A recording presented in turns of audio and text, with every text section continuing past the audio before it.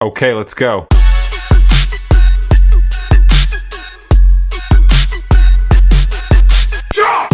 You know, every single day, millions of traders sit down at their screens and they enter a war. They've got the charts, the indicators, a whole plan. But the second that market opens, something else just takes over. The plan? Gone.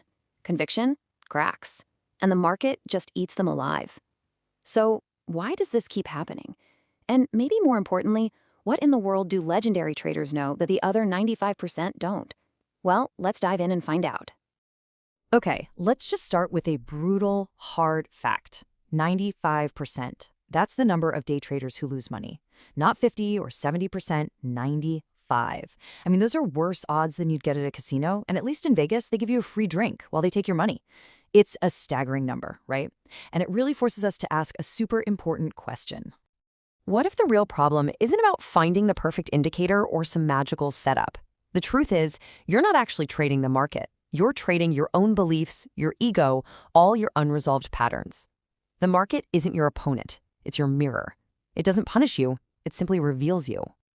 So, our journey today covers 4 stages of this transformation. First, we're going to look at the market as a mirror. Second, mastering the art of survival. Third, how to forge your own personal edge. And finally, what it takes to become a true market wizard. So, stage 1. The market's very first lesson is that its main job isn't to make you rich. It's to show you who you are. It's this incredibly unforgiving mirror that reflects absolutely everything happening inside you, whether you're ready to see it or not. See, most people think they're analyzing price action, but in reality, price action is analyzing them. While amateurs are glued to all the external stuff, the charts, the signals, the market is scanning their internals, their fear of being wrong, their greed after a big win, and their deep need to feel powerful and in control. One trader had this breakthrough where he realized his mistakes were just old patterns playing out. He said, "I realized I was chasing trades the same way I used to chase validation as a kid." And that forces you to ask, right? How many of our trades are really driven by something other than strategy? Are you holding a loser too long because you just can't admit you're wrong? Are you sizing up just to feel in control? The market exposes all of it.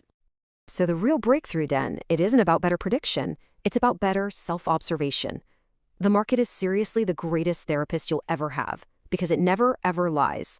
And accepting this is the key to our next stage. All right, so this brings us to the art of survival.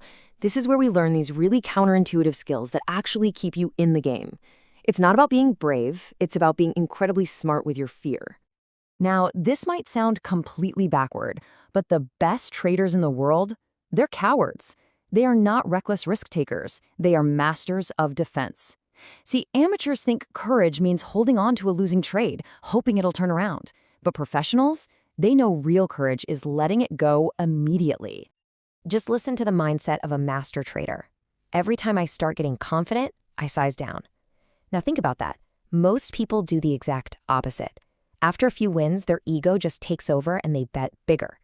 A master feels suspicious of confidence and immediately protects their capital. That's not being a coward, that's mastery. And that's because overconfidence is the most seductive trap in trading. It leads to oversized positions, and you gotta remember, size doesn't just amplify profit, it amplifies emotion. And suddenly, you're no longer trading your plan, you're trading from your survival response. This brings us to a really core professional concept, reframing what a loss actually means. For an amateur, a loss is a verdict on their intelligence. For a pro, a small, quick loss that followed all the rules is a good loss. It's actually a win for their discipline. The traders who lose the best are the ones who ultimately win the biggest. So once you know how to survive, you can actually start building. But this is where most traders get totally stuck, searching for that perfect, one-size-fits-all system. The truth is, it doesn't exist. There is no holy grail. Think of it this way. Using someone else's system is literally like trying to run a marathon in shoes that are 2 sizes too small. The experience is going to be painful, and you are pretty much guaranteed to fail.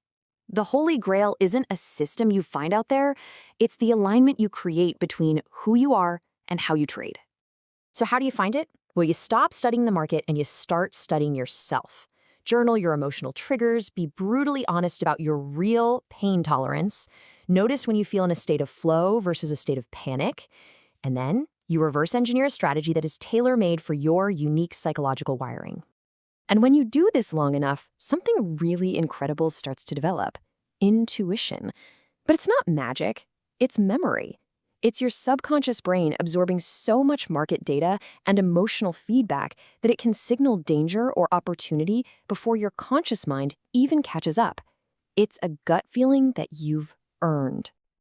So this leads us to the final stage of the journey. This is where trading stops being something you do and becomes part of who you are. It's the ultimate transformation from an amateur into a market wizard. At this level, you finally realize the market isn't just a place to withdraw money like an ATM. It's a dojo, it's a training ground for your character. It's a place to confront your need to be right, your fear of being wrong, and your deep desire for control.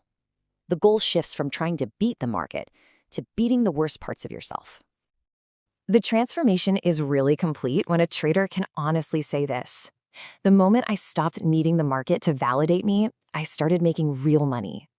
At that point, your psychology is basically bulletproof. Your focus shifts to flawless execution, and paradoxically, that's when the best results just start to appear. Ultimately, the greatest traders don't want followers. They want you to become your own master.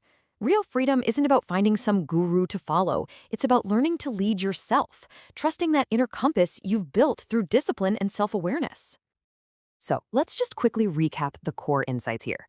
The market reflects you. Survival is all about risk management. Your real edge is personal. Your goal is the process. And mastery is about who you become. These aren't just trading tips. They're a blueprint for a total identity shift.